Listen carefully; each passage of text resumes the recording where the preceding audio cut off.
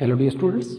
बच्चों आज के इस वीडियो सेशन में हम क्लास 10 का साइंस का जो चैप्टर नंबर 8 है कार्बन एंड इट्स कंपाउंड्स, इसका हम ये पार्ट नंबर 2 करने जा रहे हैं। ठीक है, पिछले वीडियो में बच्चों मैंने आपको बताया था जो कार्बन एटम है उसके क्या क्या स्पेशल प्रॉपर्टीज़ हैं जो कि उसको क्या बनाती है, यूनिक बनाती है। ठीक है, तो आज हम देखेंगे बच्चों जो कार्बन है वो जो भी कंपाउंड्स बनाता है उसमें सबसे इंपॉर्टेंट कंपाउंड्स होते हैं हमारे हाइड्रोकार्बन्स, जो कि कार्बन और हाइड्रोजन के कंपाउंड्स हैं। ठीक है, तो आज हम देखेंगे क्या होते हैं हाइड्रोकार्बन्स एंड उनका क्लासिफिकेशन क्या होता है। ठीक, चलिए टॉपिक आज का हमारा हाइड्रोकार्बन्स।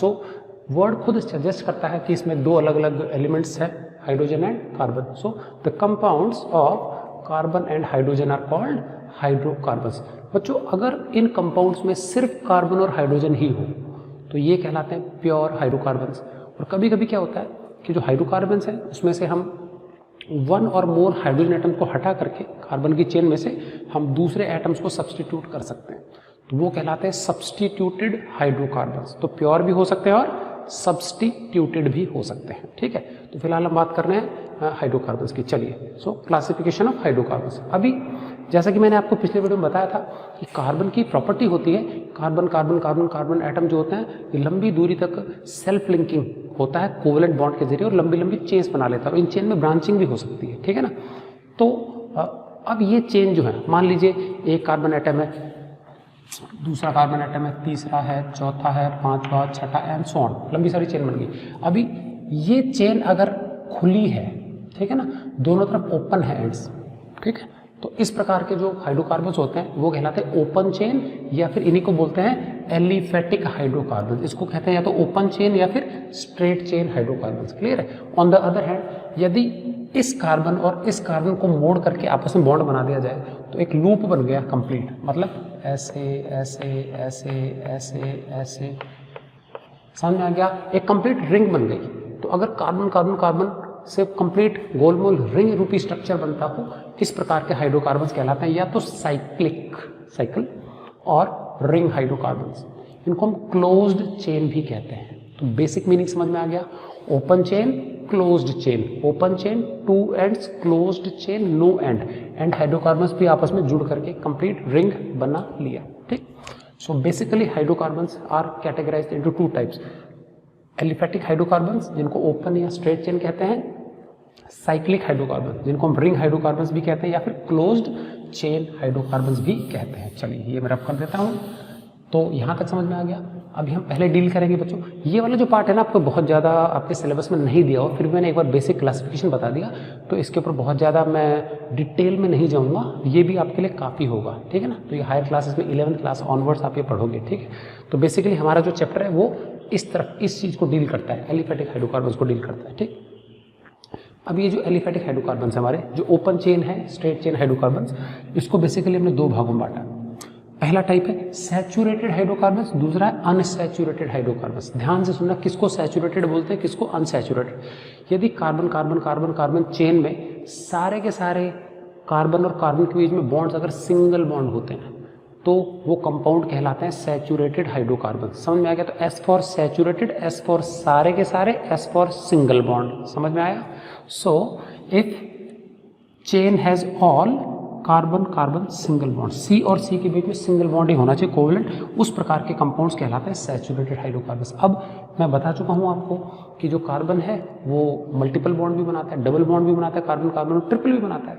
तो यदि पूरी कार्बन की चेन में, श्रृंखला में एक भी डबल या ट्रिपल बॉन्ड आ गया कार्बन कार्बन के बीच में, तो वो कहलाता है अनसैचुरेटेड हाइड्रोकार्बन। क्लियर। तो सैचुरेटेड में the entire chain has only and only CC single bonds, whereas unsaturated hydrocarbon the chain has at least one carbon carbon double bond और carbon carbon triple bond in its structure. Clear. So अगर एक भी CC double bond आ जाए structure में, chain के अंदर, या फिर CC ट्रिपल बॉन्ड आ जाए, तो उस अवस्था में जो हमारा कंपाउंड होगा वो होगा अनसैचुरेटेड हाइड्रोकार्बन। क्लियर है। चलिए अब ये जो सैचुरेटेड हाइड्रोकार्बन है बच्चों, इसमें हमारे एग्जांपल्स कैटेगरी आती है एल्केन्स। कौन सी कैटेगरी है? एल्केन्स। इनका एक और कॉमन नेम भी है, इनको पैराफिन्स भी बोलते हैं। ये वैक्सी सॉलिड है, वैक्स होता है ना हमारा, पैराफिन, वैक्स, मोम, तो मोम के जैसे दिखने वाले वैक्सी सॉलिड्स हैं, that's why they are known as paraffin. सारे एल्केन्स नहीं, कुछ गैसेस भी हैं लोअर मॉलिक्यूलर वेट, लेकिन जैसे जैसे कार्बन की संख्या बढ़ती जाएगी, बड़े होते जाएंगे, they become waxy solids. Okay, तो मेजॉरिटी में वैक्सी सॉलिड्स हैं, lower ones they are gases. चलिए, अब इसका जनरल फॉर्मूला है CnH2n+2। इसके बारे में डिटेल में बाद में बात करेंगे, जब मैं पूरे इनके स्ट्रक्चर्स और इनके नेमिंग बताऊंगा, मॉलिक्यूलर फॉर्मूला, स्ट्रक्चरल फॉर्मूला। तब Cn, कार्बन यदि n है इसमें फॉर्मूले में, तो हाइड्रोजन क्या होगा, इसके डबल से 2 ज़्यादा। मान लीजिए कार्बन है सपोज 1, कार्बन है 1, ठीक है, तो हाइड्रोजन 2 1 जा 2 + 2 4, तो हाइड्रोजन होना चाहिए 4। तो एक्चुअल में ये CH4 पहला हमारा सबसे सिंपलेस्ट हाइड्रोकार्बन है, मीथेन, CH4 गैस, ठीक है ना। इसी प्रकार से सेकंड मेंबर कैसा आएगा, C यदि हमारा 2 है तो 2 2 जा 4 + 2 6, H हमारा हो जाएगा 6, इसका नाम होगा इथेन। ये क्या है, मीथेन, ठीक है। और डिटेल में बाद में देखेंगे। तो इससे हम क्या सारे फॉर्मूले बना सकते हैं, 1 कार्बन वाला, 2 वाला, 3 वाला, 4 वाला, 5 वाला, ऐसे हजारों आइटम्स तक हम देख सकते हैं, ठीक है। तो शुरू के 8-10 मेंबर्स के में नाम, फॉर्मूले और नेमिंग का क्या तरीका है, नोमेनक्लेचर का क्या रूल्स हैं, वो सब हम देखेंगे बाद में, ठीक है ना। तो बेसिकली मैं अभी फिलहाल क्लासिफिकेशन पे ही हम कॉन्सेंट्रेट करेंगे, ठीक। तो ये समझ में आ गया एल्केन्स, ये इस फॉर्मूले, जनरल फॉर्मूला ये, बाद में हम जैसे ही ओवर हो जाता है इसके बाद हम इन्हीं को डिस्कस करेंगे डिटेल में, ठीक है। तो एल्केन्स CnH2n+2, अल्टरनेटिव नाम इनका पैराफिन्स है। अब अगर अनसैचुरेटेड हाइड्रोकार्बन है तो मैंने बताया कि कार्बन चेन में CC डबल बॉन्ड भी हो सकता है और ट्रिपल बॉन्ड भी हो सकता है, ठीक है। तो अगर तो उनके स्ट्रक्चर में डबल बॉन्ड है एक भी, तो वो कहलाते हैं एल्कीन्स, और अगर ट्रिपल बॉन्ड है तो कहलाते हैं एल्काइंस। मिक्सअप खिचड़ी नहीं करनी है, खिचड़ी हो गया मतलब एक ही चेन में डबल भी है और ट्रिपल भी है, तो उसको हम एल्केन या एल्कीन की श्रेणी में नहीं रख पाएंगे, बस वो अनसैचुरेटेड ही कहलाएगा। ये एक बात ध्यान रखेंगे आप, ठीक है। तो अगर सिर्फ डबल बॉन्ड है एक से ज़्यादा भी तो एल्कीन, और यहाँ पे अगर ट्रिपल बॉन्ड है सिर्फ एक से ज़्यादा भी तो एल्काइन। अब जो एल्कीन्स हैं उनका जनरल नेम और ओलिफिन्स भी होता है, ऑयली लिक्विड्स हैं ये। और एल्काइंस जो होते हैं ये नॉर्मली गैसेस हैं कई, इनको एसिटिलीन्स भी कहते हैं, क्योंकि इसका जो पहला मेंबर है उसका कॉमन नेम एसिटिलीन है, 2 कार्बन का कंपाउंड है, ठीक है। अब ध्यान देना, यहाँ मैंने बताया सारे के सारे कार्बन कार्बन सिंगल बॉन्ड है, तो इसका जो पहला मेंबर है, पहला मेंबर वो 1 कार्बन वाला कंपाउंड है, ठीक है। लेकिन यहाँ पे क्या कह रहा है, कम से कम कार्बन कार्बन 1 डबल बॉन्ड होना ही चाहिए। तो मतलब इसका जो पहला मेंबर है वो 2 कार्बन से शुरू होता है, क्योंकि अगर मैं 1 कार्बन ले लूँगा, सपोज यहाँ पे C1 ले लूँगा, तो बताओ कार्बन कार्बन डबल बॉन्ड कैसे आएगा। मैंने कहा ना 2 कार्बन के बीच में डबल बॉन्ड होना चाहिए, कार्बन और हाइड्रोजन के बीच में डबल बॉन्ड नहीं हो सकता, हाइड्रोजन की वैलेंसी 1 है, ठीक है। तो कम से कम यहाँ पे 2 कार्बन तो चाहिए तभी डबल बॉन्ड आ पाएगा। यहाँ पे भी 2 चाहिए, यहाँ पे 1 ही हो सकता है। तो मतलब इसके जो मेंबर्स है वो 1 कार्बन ऑनवर्ड से स्टार्ट होते हैं, बहुत जरूरी याद रखेंगे चीज़। और इनके जो फर्स्ट मेंबर्स हैं वो 2-2 कार्बन से स्टार्ट होंगे, समझ में आ गया। इसका फर्स्ट मेंबर जो होगा 2 कार्बन से, तो यहाँ पे C2H 2 2 जा 4, एन की जगह 2 रख देंगे, C3H 2 3 जा 6, C4H 8 एंड सो ऑन, ठीक है। नेमिंग बाद में बताएंगे, ठीक है। तो ये है हमारा जनरल फॉर्मूला एल्कीन्स का। और यदि स्ट्रक्चर में एक भी कार्बन कार्बन ट्रिपल बॉन्ड आ गया तो उनको कहेंगे हम एल्काइंस। क्या कहेंगे, एल्काइंस। इनका कॉमन नेम है एसिटिलीन्स। बच्चों एसिटिलीन बहुत इंपॉर्टेंट गैस है और ये हमारी वेल्डिंग पर्पज के लिए काम में आती है। अगर प्योर ऑक्सीजन के प्रेजेंस में इस एसिटिलीन गैस को जलाते हैं, फर्स्ट मेंबर है इसका, मैं बताऊंगा अभी, C2 रखेंगे तो आ जाएगा फॉर्मूला। इसको जलाते हो तो we can get temperature of the order of 3000 degree Celsius and more. तो ये जो गैस वेल्डिंग होती है उसमें नॉर्मली इस गैस को यूज़ करते हैं, बहुत हाई टेम्परेचर्स ऑब्टेन करते हैं, एसिटिलीन। तो जो पहला मेंबर है इसका, उसका नाम एसिटिलीन है। तो इस ग्रुप का मुखिया एसिटिलीन, इसलिए इनको एसिटिलीन्स का नाम भी दिया गया है। C मैंने बताया 2 कार्बन कंपलसरी कम से कम। C2 तो यहाँ बताओ 2 2 जा 4, 4 में से 2 गया तो 2 बचा, तो C2H2 ये हमारी गैस है। कौन सी, एसिटिलीन जो है ये क्या होती है, C2H2। तो मतलब ये है C ट्रिपल बॉन्ड। और मैंने बताया कि कार्बन जो होता है उसकी टोटल वैलेंसी 4 है, 4 बॉन्ड बनाएगा। तो इस कार्बन ने 3 बॉन्ड बना दिए तो बचा हुआ हाइड्रोजन है, इसने 3 बॉन्ड बना दिए बचा हुआ हाइड्रोजन। तो ये है formula C2H2, CH triple bond CH, ये है एसिटिलीन। और इसी के नाम के आधार पर पूरे ग्रुप का नाम पड़ा है, बाकी बाद में देखेंगे हम। C3 आ जाएगा तो 3 2 जा 6, 6 में से 2 गया तो 4, तो C3H4। C4 आ जाएगा तो यहाँ 4 और 4 2 जा 8 - 2 6, तो C4H6 एंड सो ऑन, ठीक है ठीक है। तो इसका फिर बाद में हम डिटेल में और बहुत सारे जो मेंबर्स हैं सारे देखेंगे 8 10 तक। 8 से 10 तक नंबर्स। ये एसिटिलीन था हमारा C2H2, क्लियर है। तो ये थे बच्चों हमारे सैचुरेटेड एंड अनसैचुरेटेड। तो बेसिक मीनिंग क्या है, डिफरेंस क्या हो गया, saturated hydrocarbons are those hydrocarbons in which the carbon chain has only CC single bonds, all CC single bonds, whereas if the carbon chain has at least one C double bond C or C triple bond C, then वो क्या बन जाएगा, वो बन जाएगा unsaturated hydrocarbon. Saturated में examples आते हैं एल्केन्स, यहाँ पे एल्कीन्स और एल्काइंस, क्लियर। एल्कीन हमारे डबल बॉन्ड वाले, एल्काइन हमारे ट्रिपल बॉन्ड वाले, YNE ENE एंड यहाँ पे ANE। ये फर्क समझ में आ गया। चलिए अभी हम देख लेते हैं बच्चों ऑन द अदर साइड, कि थोड़ा ब्रीफ में देखेंगे हम साइक्लिक और रिंग हाइड्रोकार्बन। इसमें बच्चों एंड का जो है ना कार्बन चेन, उस एंड के चेन को वापस जोड़ दिया गया तो एक कंप्लीट श्रृंखला बन गई गोल मोल, समझ में आ गया। इस तरह के जो स्ट्रक्चर्स होते हैं उनको साइक्लिक या फिर रिंग हाइड्रोकार्बन बोलते हैं, या फिर क्लोज्ड चेन, समझ में आ गया। अब इसमें बच्चों दो बहुत इंपॉर्टेंट चीज़ है। अब इस चीज़ को समझने के लिए थोड़ा सा एक इंपॉर्टेंट जानकारी चाहिए होगी, ये कॉन्जुगेटेड पाई इलेक्ट्रॉन सिस्टम क्या होता है बच्चों, ठीक है। तो आपको बहुत ज़्यादा ब्रीफ में बताऊंगा, अदरवाइज बहुत ज़्यादा उलझ जाएंगे आप लोग। कोई भी दो एटम्स के बीच में जो बॉन्ड बनते हैं ना, मल्टीपल बॉन्ड, ध्यान से समझना आप लोग, ठीक है। ये बॉन्डिंग और हाइब्रिडाइजेशन का टॉपिक है, तो ये हायर क्लासेस में 11th क्लासेस में ही आता है, लेकिन 11th क्लास में आएगा, लेकिन आपको मैं थोड़ा ब्रीफ में समझा दूँ। जब भी मल्टीपल बॉन्ड बनते हैं ना, देखो अब यहाँ पे दो कार्बन एटम सिंगल बॉन्ड से होल्ड है, यहाँ पे डबल बॉन्ड से, यहाँ पे ट्रिपल बॉन्ड से। तो इसमें से बच्चों ये जो इलेक्ट्रॉन्स होते हैं, ठीक है ना, ये इलेक्ट्रॉन्स अलग अलग ऑर्बिटल्स में होते हैं। ऑर्बिटल्स कई प्रकार के होते हैं। S ऑर्बिटल हमारा स्फेरिकल होता है, P ऑर्बिटल हमारा होता है डंबल के आकार का। मैं फिलहाल S और P की बात करूँगा, क्योंकि कार्बन में दो ही प्रकार के ऑर्बिटल्स होते हैं, S एंड P, ठीक है। अब जब S ऑर्बिटल के बीच में बॉन्ड बनता है ना, तो ऐसे दो ऑर्बिटल्स आपस में एक दूसरे को ओवरलैप करते हैं। तो ये ओवरलैपिंग वाला जोन जो होता है, ये बॉन्ड को शो करता है। जितनी ज़्यादा ओवरलैपिंग उतना ही मजबूत बॉन्ड। P जो होता है, अब ये P और S के बीच में बॉन्ड बन सकता है, और P और P के बीच में भी। तो मान लीजिए ये एक S ऑर्बिटल है और ये एक P ऑर्बिटल है। ऐसा ऑर्बिटल में बता दूं क्या होता है, ऑर्बिटल वो रीजन होते हैं न्यूक्लियस के चारों ओर जहां पर किसी इलेक्ट्रॉन के पाए जाने की संभावना सबसे ज़्यादा होती है, ठीक है। Those regions around the nucleus where the probability of finding an electron is maximum is called orbital.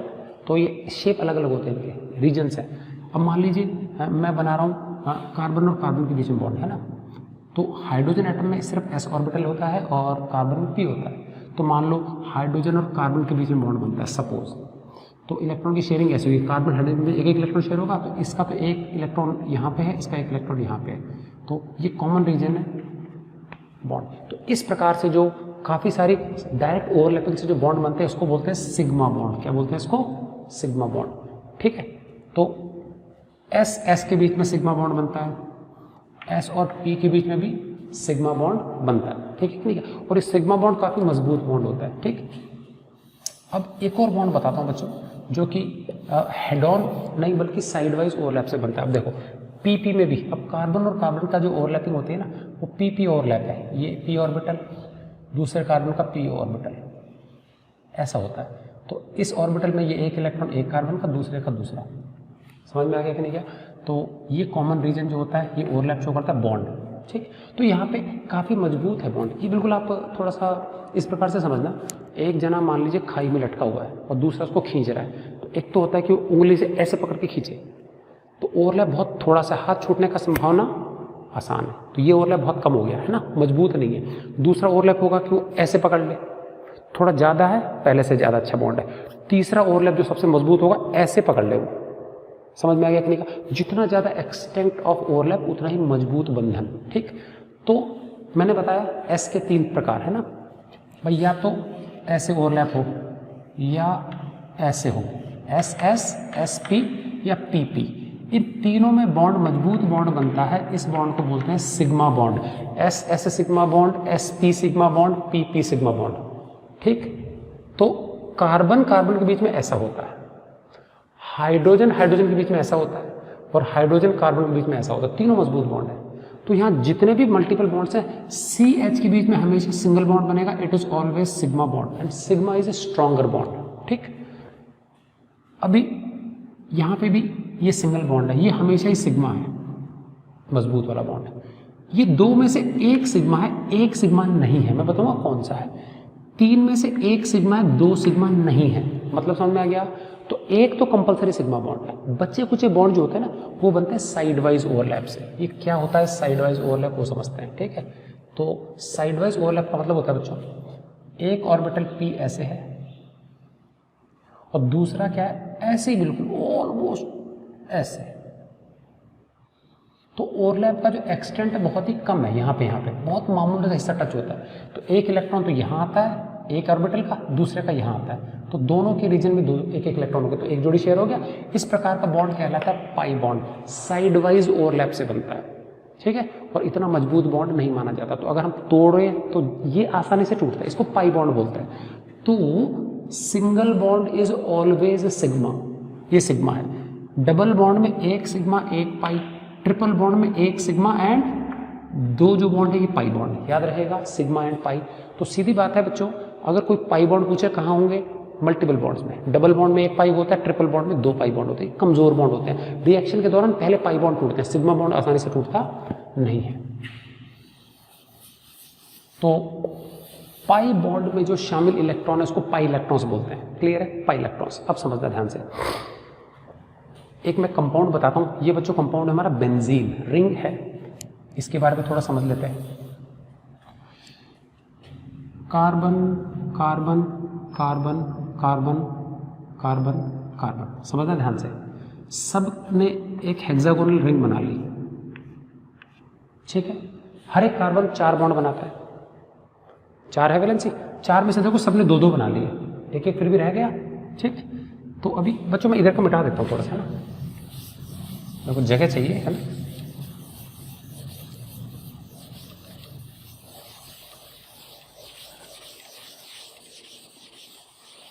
चलिए, तो क्या हुआ, हेक्सागोनल स्ट्रक्चर हो गया, कार्बन कार्बन कार्बन। अभी हर एक कार्बन 4 बॉन्ड बना सकता है, वैलेंसी 4 है, तो 4 में से इसने 2 बना लिया। अब क्या होता है पता, एक छोड़ के एक अल्टरनेट डबल बॉन्ड है। यहाँ डबल है, यहाँ सिंगल, यहाँ डबल, यहाँ सिंगल, यहाँ डबल। अब हर कार्बन ने 3-3 बॉन्ड बना लिए। देखो ये इसने 3 बॉन्ड बना लिए, इसने 2 और 1 3, इसने 2 और 1 3, 3-3 हो गए सबके। एक एक अभी वैलेंसी रहेगी, वो एक एक बच्चों सबके पास हाइड्रोजन है। इस प्रकार से इसकी पूरी वैलेंसी सेटिस्फाई हो गई। Every carbon has 4 bonds around itself and every hydrogen has 1 bond. ये जो मॉलिक्यूल है ये है C6H6, इसी को बोलते हैं बेंजीन रिंग। क्या कहते हैं इसी को, बेंजीन रिंग। शॉर्ट में इसका रिप्रेजेंटेटिव डायग्राम क्या होता है, हेक्सागोन बनाना है ऐसे, और हमको H दिखाने की जरूरत नहीं होती, हम स्ट्रक्चर्स में H नहीं दिखाते, ठीक है। और एक छोड़ के एक अल्टरनेट बॉन्ड, या तो ये और या फिर क्या कर सकते हैं, बेंजीन रिंग बना करके बीच में सर्कल लगा सकते हैं। इसका मतलब ये बॉन्ड जो मैंने यहाँ दिखा ये इधर भी हो सकते हैं, तो सर्कल भी लगा सकते हैं इनका रिप्रेजेंटेटिव डायग्राम। तो ये भी बेंजीन है, ये बेंजीन है, या ये बेंजीन, समझ में आ गया। तो ध्यान देंगे बच्चों, इस बेंजीन के स्ट्रक्चर में क्या विशेषता है, यहाँ पाई बॉन्ड नहीं है, यहाँ पाई बॉन्ड है, पाई बॉन्ड नहीं है, पाई बॉन्ड है, पाई बॉन्ड नहीं है, पाई बॉन्ड है। डबल बॉन्ड में एक बॉन्ड पाई है, तो इस पाई बॉन्ड में 2 इलेक्ट्रॉन्स हैं, इस पाई बॉन्ड में 2 इलेक्ट्रॉन्स है, इस पाई बॉन्ड में 2 इलेक्ट्रॉन्स है। टोटल कितने पाई इलेक्ट्रॉन्स हो गए, 6 बार 6 पाई इलेक्ट्रॉन्स हो गए। 6 है ना पाई इलेक्ट्रॉन्स, 2 2 2, ठीक है। तो बेंजीन रिंग में 6 पाई इलेक्ट्रॉन्स होते हैं, ठीक। और ये पाई इलेक्ट्रॉन जो होते हैं सिग्मा इलेक्ट्रॉन्स के साथ अल्टरनेट करते हैं, सिग्मा पाई इस प्रकार से, मतलब single bond double bond, single bond double bond, single bond double bond. इस प्रकार का सिस्टम मतलब alternate CC single bond and double bond, इस सिस्टम को बोलते हैं कॉन्जुगेटेड पाई इलेक्ट्रॉन सिस्टम। समझ में आ गया। तो पहला कंडीशन है कॉन्जुगेटेड पाई इलेक्ट्रॉन सिस्टम है, कॉन्जुगेटेड पाई इलेक्ट्रॉन सिस्टम नहीं है। समझ में आ गया। तो जो कॉन्जुगेटेड सिस्टम होता है वो बेंजीन रिंग या इससे बड़ी रिंग में बनता है, इससे छोटे रिंग में संभव नहीं है कॉन्जुगेटेड सिस्टम, ठीक है कि नहीं का। तो बेंजीन रिंग में ये कॉन्जुगेटेड पाई इलेक्ट्रॉन सिस्टम, ऐसा नहीं कि दूसरों में नहीं बनता, वो स्टेबल नहीं होते। हम 4 वाला मेंबर भी बना सकते हैं बट वो स्टेबल नहीं है, टूट जाएगा ऐसा ऐसा, डबल सिंगल डबल सिंगल, तो ये ज़्यादा स्टेबल नहीं होता। तो सबसे स्टेबल जो कॉन्जुगेटेड सिस्टम है वो क्या है, बेंजीन रिंग है, ठीक है। तो यहाँ पे कॉन्जुगेटेड पाई इलेक्ट्रॉन सिस्टम होता है, यहाँ पे कॉन्जुगेटेड पाई इलेक्ट्रॉन सिस्टम नहीं है, तो 2 आधार है। तो जिसमें कॉन्जुगेटेड पाई इलेक्ट्रॉन सिस्टम है उनको बोलते हैं एरोमेटिक हाइड्रोकार्बन, और जिसमें कॉन्जुगेटेड पाई इलेक्ट्रॉन सिस्टम नहीं है वो कहलाते हैं एलिसाइक्लिक। मतलब यहाँ पे भी सिंगल डबल बॉन्ड हो सकता है, ये एलिसाइक्लिक और वो एरोमेटिक। एरोमेटिक शब्द मतलब एरोमा, खुशबूदार, इसके अंदर कोई पर्टिकुलर स्मेल होती है, स्पेसिफिक आइडेंटिफाई करने के लिए उनकी स्मेल होती है, एरोमा। आपने देखा होगा पुदीना की पत्तियां क्रश करोगे, स्पेशल खुशबू आती है। तुलसी के पत्ते, तो जो खुशबूदार पत्ते होते हैं उनके अंदर ये जो उनका जो एसेंस है, ठीक है कि नहीं, कई फूलों का जो खुशबू होती है वो इन एरोमेटिक हाइड्रोकार्बन्स के कारण ही होता है, ठीक है ना। तो क्या लिखा है मैंने, एरोमेटिक हाइड्रोकार्बन कौन से होते हैं, they have at least one benzene ring in their structure, structure में कम से कम एक बेंजीन रिंग के दर्शन हो जाए तो एरोमेटिक, एक रिंग कम से कम होनी चाहिए, 2 3 4 ज्यादा हो सकती है, ठीक है। अब इन एरोमेटिक में इंपॉर्टेंट चीज conjugated pi electron system, alternate single double bond होना चाहिए और कम से कम एक रिंग स्ट्रक्चर में होना चाहिए। अब कितनी रिंग्स हैं इसके आधार पर फिर 2 भागों में बांटा है इसको। होमोन्यूक्लियर एरोमेटिक हाइड्रोकार्बन्स वो हैं जिनके स्ट्रक्चर में सिर्फ एक ही बेंजीन रिंग है, has only one benzene ring in their structure. Polynuclear वो हैं जिनमें मोर देन वन रिंग होती है, ठीक है, मोर देन वन रिंग। तो मैं कुछ एग्जांपल्स बता देता हूं होमोन्यूक्लियर के। कौन से वाले, होमोन्यूक्लियर के। ये हमारी बेंजीन,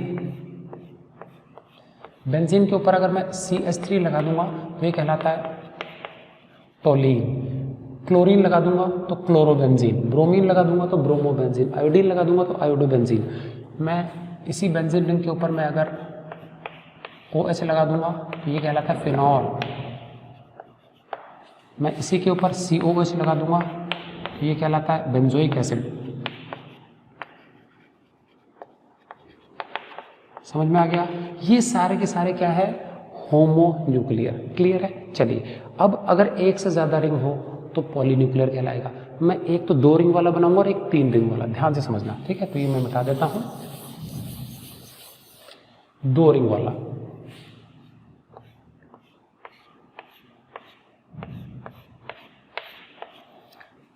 बच्चों यहां पे जो बीच में है ना, इसमें डबल बॉन्ड लगाना कॉमन। अब डबल के बगल वाले दोनों सिंगल ही होने चाहिए, तो यहां डबल आएगा, फिर सिंगल, यहां डबल। देखो इसमें अल्टरनेट हो गया, double single double single double. अब यहां डबल आ गया तो इन दोनों जगह सिंगल आना चाहिए, फिर इधर डबल आना चाहिए, इधर double.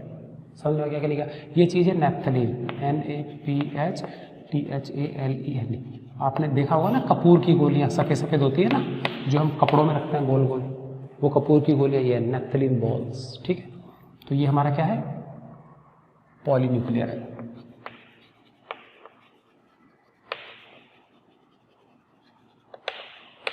Polynuclear aromatic hydrocarbon, HC मतलब हाइड्रोकार्बन, ठीक है। इसी प्रकार से एक मैं 3 रिंग वाला स्ट्रक्चर बनाता हूं जिसको हम बोलते हैं एंथ्रासीन। ये डामर में पाया जाता है, कोल्टार जो होता है ना उसमें मिलता है हमको, ठीक है। तो ये रब कर देता हूं एक बार में, ठीक है। सेम ऐसा ही है, बस इसमें क्या फर्क पड़ेगा, 2 तो यहाँ है, ध्यान देना 2 रिंग है ना, 2 रिंग, उसके जो बीच वाला कॉमन वॉल है, कॉमन बॉन्ड है, वो डबल होता है। अब मैं यहाँ रिंग नहीं लगा सकता तीसरी, यहाँ तो सिंगल है, तो मैं तीसरी रिंग कहाँ लगाऊंगा, इस वाले पे लगा दूंगा,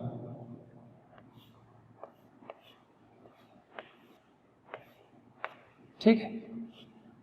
ये डबल है तो ये दोनों सिंगल होंगे, ये डबल ये डबल, ये लीजिए, ये कहलाता है एंथ्रासीन। समझ में आ गया। तो इन सब में पर्टिकुलर स्मेल, नैप्थलीन की बॉल आपने सूंघी होगी, उसमें स्मेल होती है। इवन पूजा का जो कपूर होता है उसमें भी खूब स्मेल होती है, वो भी एरोमेटिक हाइड्रोकार्बन। एक और एग्जांपल, आपने डेटॉल देखा होगा, एक बाल्टी भर पानी में एक ढक्कन डेटॉल मिला देते, पूरा डेटॉल की स्मेल आ जाती है, एरोमेटिक हाइड्रोकार्बन, ठीक है कि नहीं है। देन उसके बाद एक DDT हमारी कीटनाशक दवाई है, डाइक्लोरो डाइफिनिल ट्राइक्लोरोइथेन, उसमें भी बेंजीन की 3 रिंग्स हैं। समझ में आ गया। तो इस प्रकार के कंपाउंड्स कहलाते हैं एक रिंग वाले होमोन्यूक्लियर, एक से अधिक रिंग वाले पॉलीन्यूक्लियर। आपके सिलेबस में नहीं है तो मैंने ब्रीफ में लगवा दिया, बहुत ज़्यादा एग्जांपल्स पे ज़्यादा डिटेल में जाने की जरूरत नहीं, मीनिंग समझना है। पाइलेक्ट्रॉन सिस्टम समझ में आ गया। चलिए, तो पाइलेक्ट्रॉन सिस्टम सबसे स्टेबल बेंजीन रिंग होता है, उससे छोटे संभव नहीं होते, ठीक। अब यहाँ पे साइकिल तो बन रही है, रिंग तो बन रहा है, बट रिंग में 2 प्रकार के हो गए। तो यहाँ सिंगल बॉन्ड भी हो सकते हैं, डबल भी हो सकते हैं, बट कॉन्जुगेटेड नहीं है, अल्टरनेट फैशन में नहीं है, ठीक, जो कि सिर्फ बेंजीन रिंग में होता है। अब ये 2 कैटेगरी आ गई इसकी, फिर होमोसाइक्लिक हेट्रोसाइक्लिक। इसमें कार्बन कार्बन कार्बन की चेन है, सिंगल डबल बॉन्ड हो सकता है, इसमें भी कार्बन कार्बन की चेन है। इसमें जितने भी एटम्स है रिंग में सारे के सारे कार्बन है। होमोसाइक्लिक, साइकिल मतलब ring is made up of entirely carbon atoms. Heterocyclic मतलब जो रिंग है ना, सारे कार्बन एटम ही हैं सिवाय एक के, एक एटम ही सिर्फ अलग होता है, सिर्फ एक। वो डिफरेंट एटम जो होता है हमारा 4 पॉसिबिलिटीज है, it can be nitrogen, oxygen, sulphur and phosphorus. समझ में आ गया, ये 4 हो सकते हैं। कार्बन के आसपास वाले ही है, nitrogen, sulphur, phosphorus and oxygen. तो ये चारों में से कोई भी एक एटम होगा जो रिंग में डिफरेंट मेंबर होगा, इसलिए इस प्रकार की रिंग कहलाती है हेटेरोसाइक्लिक रिंग। समझ में आ गया? तो देखो, ring has all carbon atoms, हैं सारे कार्बन एक्सेप्ट वन, एक एटम जो होता है वो डिफरेंट होता है। ये डिफरेंट एटम जो होता है वो कहलाता है हेटेरो एटम, और इसीलिए इनको हेटेरोसाइक्लिक कहा है। ये different atom can be nitrogen, oxygen, sulphur and phosphorus. एक एग्जांपल ले लेते हैं बच्चों, मैं होमोसाइक्लिक बता रहा हूँ, ठीक है? ये बता दूँ, बेंजीन रिंग स्ट्रक्चर समझ लें। बेंजीन रिंग का ऐसे आपको आ सकता है बनाने के लिए, बेंजीन रिंग का स्ट्रक्चर वो बना रखा है मैंने, ठीक है? होमोसाइक्लिक, चलो देखो, यहाँ C है, C है, C है, तीनों कार्बन ने दो दो बॉन्ड बना दिए, तो इसके पास 2 हाइड्रोजन है, इसके पास भी 2 हाइड्रोजन है, तो 4 जार हो गए। ये बच्चों 3 कार्बन वाला कंपाउंड है, ये प्रोपेन है। क्या है? प्रोपेन कहलाता है। 4 वाला ब्यूटेन, नेमिंग बाद में सीख लेंगे। और क्योंकि साइक्लिक गोल बोल हो गया तो ये कहलाएगा साइक्लोप्रोपेन, CyCl साइक्लोप्रोपेन। ये पहला एग्जांपल है। 3 से कम में रिंग बन नहीं सकती, 2 एटम की कभी रिंग नहीं बनेगी। तो सबसे छोटा जो साइक्लिक हाइड्रोकार्बन है हमारे होमोसाइक्लिक ये रहा, उसका साइक्लोब्यूटेन। अब मैं सिर्फ ये बना रहा हूँ, तो हर एंड पे CH2 होगा, C और 2 H। तो देखो यहाँ C है, 2 एटम ये रहे, कार्बन से जुड़ा हुआ 2 बॉन्ड, तो यहाँ पे ये 2 H होंगे, ये साइक्लोब्यूटेन हो जाएगा। इसी प्रकार से ये साइक्लोपेंटेन हो जाएगा। तो ये क्या है? साइक्लोब्यूटेन। 5 वाला साइक्लोपेंटेन, 6 वाला साइक्लोहेक्सेन। अच्छा, इसमें और रिंग में क्या फर्क है? इसमें और उसमें क्या फर्क है? उसमें 3 अल्टरनेट डबल बॉन्ड थे, इसमें सारे सिंगल बॉन्ड है। तो मतलब यहाँ पे C C C C C C तो है ही है, और अगल बगल पे 2 H है, 1 2 3 4, सबके पास 2 2, जबकि वहाँ पे एक एक ही था। ये फर्क है, ठीक है? तो ये इसका फॉर्मूला होगा C6H12, 2 2 2 2 2 2 H12, वो C6H6 था। तो इसको कंफ्यूज नहीं करेंगे उसके साथ, समझ में आ गया? तो साइक्लोप्रोपेन, साइक्लोब्यूटेन 4 कार्बन वाला, 5 वाला cyclopentane, cyclohexane and so on, ठीक है? तो ये थे हमारे कौन से? होमोसाइक्लिक। इसमें रिंग के अंदर बच्चों मैंने सिर्फ और सिर्फ कार्बन एटम बनाया, ठीक है? अब हेटेरोसाइक्लिक में क्या होता है? एक एटम अलग होता है। मान लो ये एक 6 मेंबर की रिंग है,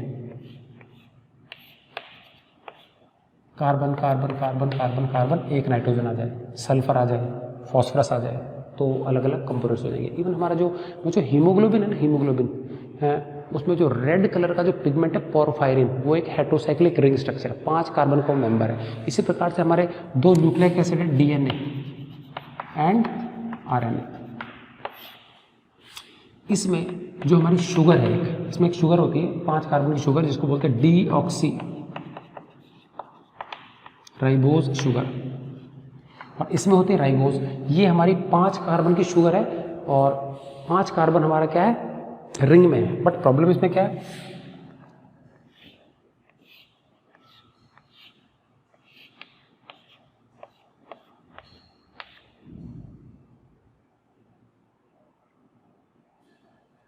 उल्टा बना लिया हमने, है ना?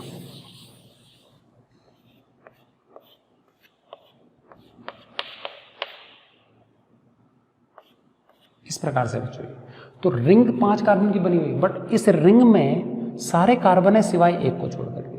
तो ये हेटेरोसाइक्लिक हो गया रिंग में, हेटेरोसाइक्लिक। समझ में आ गया? डिफरेंट एटम, 6 मेंबर की भी होती है, 5 की भी होती है, ठीक है कि नहीं? क्या ज़्यादा की भी हो सकती है, ठीक?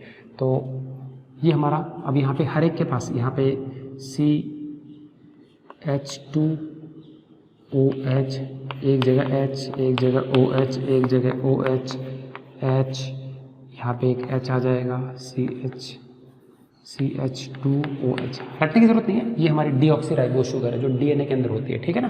तो हेटेरोसाइक्लिक, तो ये आगे जाके डिटेल में आप लोग 11th क्लास में आएंगे, डिटेल में सारे कंपाउंड। तो बस बेसिक डेफिनेशंस बता दी मैंने, ठीक है? तो इसमें रिंग में सारे के सारे कार्बन एटम्स ही होते हैं, जबकि इसमें एटलीस्ट 1 एटम इज डिफरेंट, जिसको हम बोलते हैं हेटेरो एटम बोलते हैं, ठीक है? तो एग्जाम्पल्स की डिटेल में जाने की जरूरत नहीं है, जस्ट समझाने के लिए बनाया था मैंने आपको। तो बेसिक आप ये चार्ट बना लेंगे, और आपको ज़्यादा नहीं, सिर्फ बेंजीन रिंग का स्ट्रक्चर आना चाहिए। ठीक है ठीक है।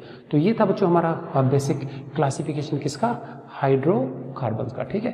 तो अभी हम इसके बाद नेक्स्ट वीडियो में जो हम क्या देखेंगे कि जो ये हमारे कौन से सैचुरेटेड और अनसैचुरेटेड हाइड्रोकार्बन्स, कौन से एल्केन, एल्कीन, एल्काइन, इनके सबके जो शुरू के 8-10 मेंबर्स हैं इनका नेमिंग कैसे करते हैं। ठीक है कि नहीं, और इनके जनरल फॉर्मूला क्या होता है। ठीक है। तो नेमिंग के लिए बच्चों आपको एक छोटा सा मैं आइडिया दे देता हूँ नोमेनक्लेचर में,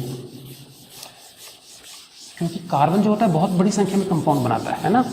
तो इसमें हम बच्चों नंबर ऑफ कार्बन एटम्स के आधार पर, नंबर ऑफ कार्बन एटम्स के आधार पे कुछ हम क्या यूज करते हैं, प्रीफिक्स यूज करते हैं। प्रीफिक्स क्या होते हैं, जो किसी नाम के पहले लगते हैं। तो कार्बन की संख्या के आधार पर ही होता है।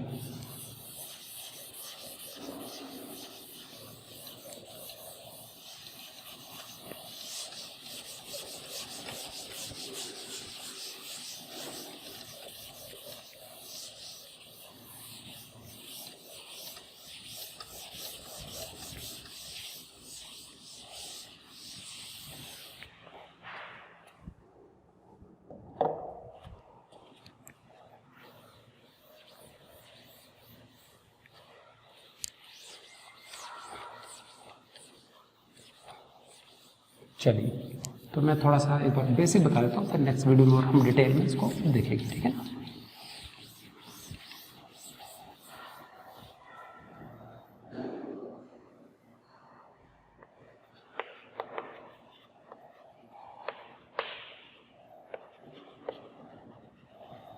कितने कार्बन एटम्स है कंपाउंड के अंदर और उसके नाम का प्रीफिक्स क्या होगा। हम क्या सीख रहे हैं, नोमेनक्लेचर।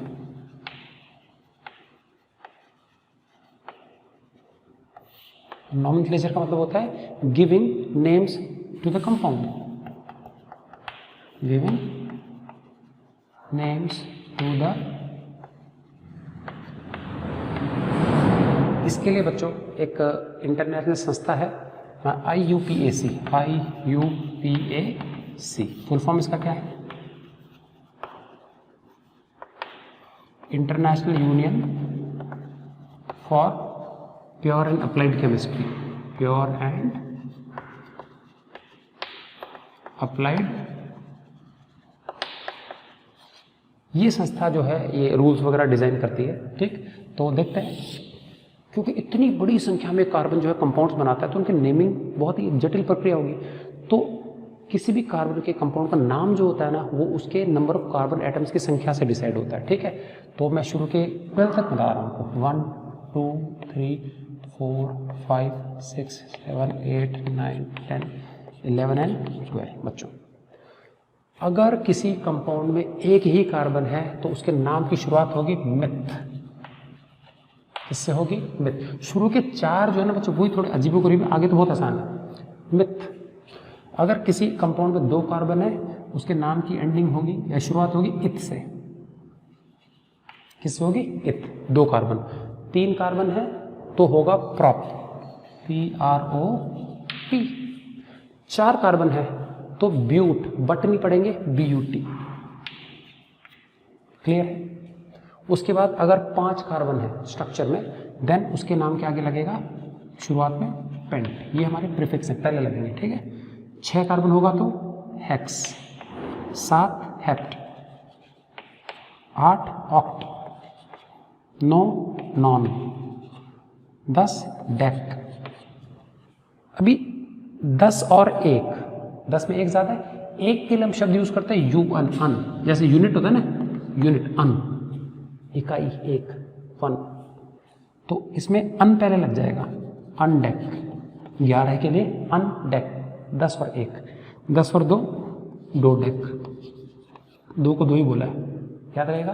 तो 12 के मैंने नाम बता दिए। क्या नाम बताया मैंने, शुरू के 4 अलग है, meth, eth, prop, but, pent, hex, hept, oct, non, dec, undec, dodec. Meth, eth, prop, but, pent, hex, hept, oct, non, dec, undec, dodec. अब अगर मान लो एल्केन है, मान लीजिए क्या है सारे एल्केन्स हैं, मैंने बताया था ना, ग्रुप नंबर 1 सैचुरेटेड। तो सब में कॉमन सफिक्स जो लगेगा, सफिक्स, वो क्या लग जाएगा, एन। अब जोड़ जोड़ के करते जाओ। मिथ में एन जुड़ा, methane, ethane, propane, butane, pentane, hexane, heptane, octane, nonane, decane, undecane, dodecane.